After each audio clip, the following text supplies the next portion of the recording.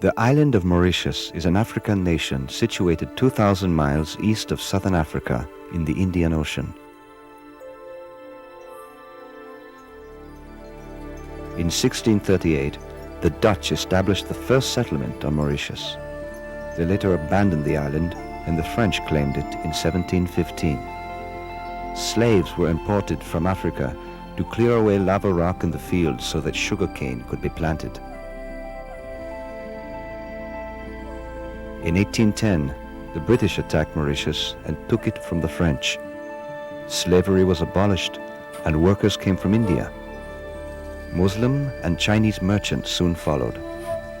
In 1968, Mauritius achieved its independence and became a republic.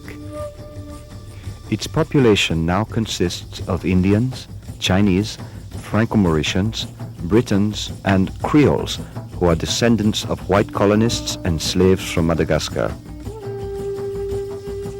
The dominant religions of this small island of 788 square miles are Hinduism, Islam, Buddhism, and Christianity. Mauritius is overcrowded and virtually without natural resources. Its social fabric is fragile.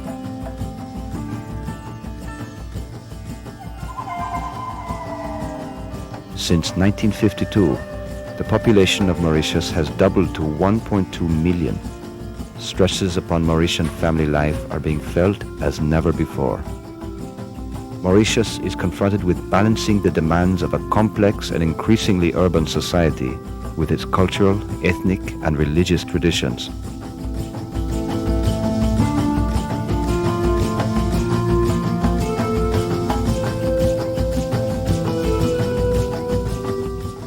For centuries, Mauritius has been at the crossroads of the trade routes of the Indian Ocean. It is now at the crossroads of becoming part of the industrialized world.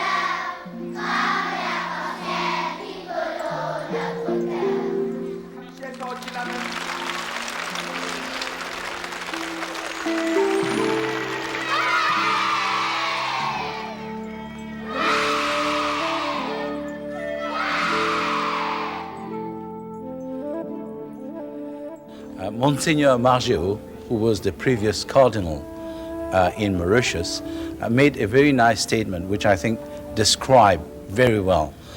He says that we should consider each group, racial or cultural, as a fruit, an apple, a pear, a mango, and we want to make Mauritius not a marmalade where we mix up everything and grind everything and we have one marmalade with one I don't know what taste, but we would like to have a fruit salad, where in a fruit salad, each one retains its individual flavor and taste. We just recognize the right of everyone to be different, and that we live with these differences, and sometimes we find them to be a source of enrichment.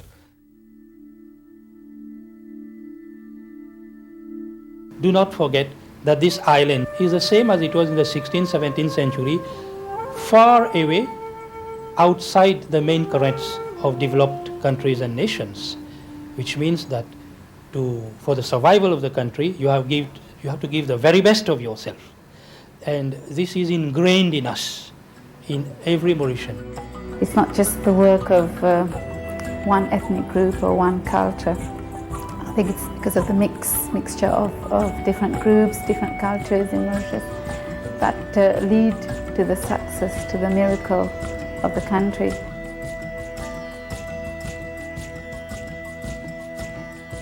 For quite some time, people have been talking of Mauritius as being an example of peaceful coexistence. To my mind, this is by now outdated. I believe more in terms of an active interaction between the different communities that live in this country. I have a very Anglo-Saxon upbringing, and which I think is also very American. And we have a confrontational system in the West, i.e. two ideas confront, they fight it out, and the best one wins. Now what I've learned here, where the majority of the population is Asiatic, now the Asiatics have a completely different way of looking at life. Their way of looking at it is you look at what your opponent, what his position is, and you try to get as close to his position as possible. Because there are so many different cultures and communities around, we are used to listen to the others. We have to take care of the others, their opinions, and we readily accept them. I mean, the idea is to try and get a little bit of everything and to find in the end result a better end result than the others. Let's look at school children, for instance. When they go to school in any village or town, they walk by the sides of someone who doesn't look like them. This is why we not only come to know each other within this country, but we know also quite well a diversified culture representing the world over. In Mauritius, I think, after all the struggle that we have gone through, we have been able to understand that there's nothing better than understanding, helping, sharing, and giving a hand to anybody who is next to you. I think the women who work in the sugarcane fields have preserved this tradition. For example, the Creole lady who would not hesitate at all to help the Hindu lady to complete her task. And it's something extraordinary which I love. Our senior management is drawn from a number of the different ethnic communities of Mauritius. Now, we believe that that's a strength.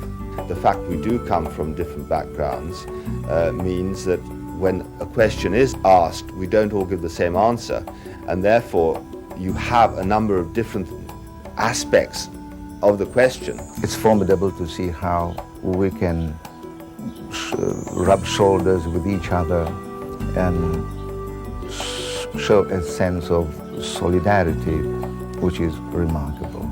We know that we are all Mauritian people and that we share, whether we want it or not, we share the same fate.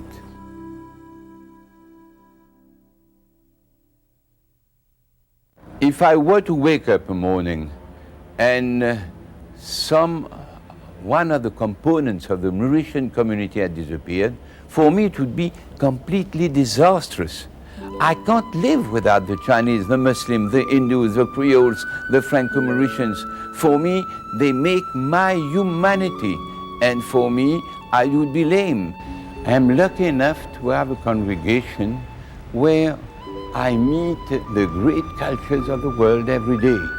Buddhism, Hinduism, Islam, and Christianism. 2,000 of my parishioners are Chinese, so I use this very regularly. You see, I'm asked very often in colleges, in factories, to say masses where most of the congregation is not Christian, or Muslim and Hindus. So I call it my East and West. For me, it's a way of bringing together the East and the West, so important for our world today. There is no religion of the world that preaches anything contrary to love, to universal brotherhood, to tolerance.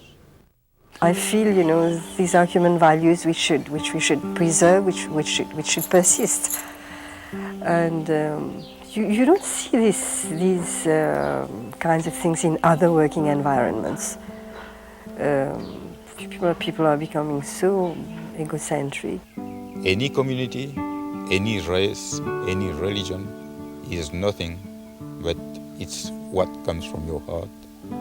it comes from the heart, and people feel it, our guests feel it. The famous Mauritian smile that they talk about all the time, I think that's why people come back. I think we have developed over the years the ability to look at the other with the heart. You know, I'm just being a bit poetic, but that's how it is. We have the capacity of looking beyond physical appearance and beyond ethnic differences. We just see the man or the woman. We see the Mauritian. It takes a whole village to make a man. You can't grow up just in a small nucleus family and become somebody who can live in harmony with the society. In Mauritius, we have this village that can make the Mauritian somebody who can be in harmony with his brothers, with the people around, and eventually with the world.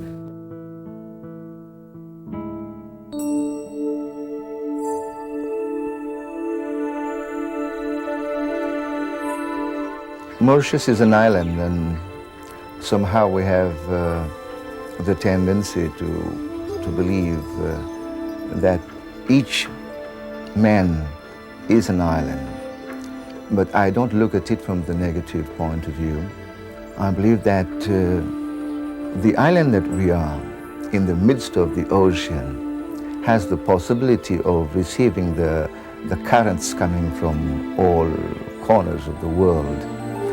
Like Mahatma Gandhi once said, we open the doors and the windows and allow all the currents to come in, but we try to stay on our feet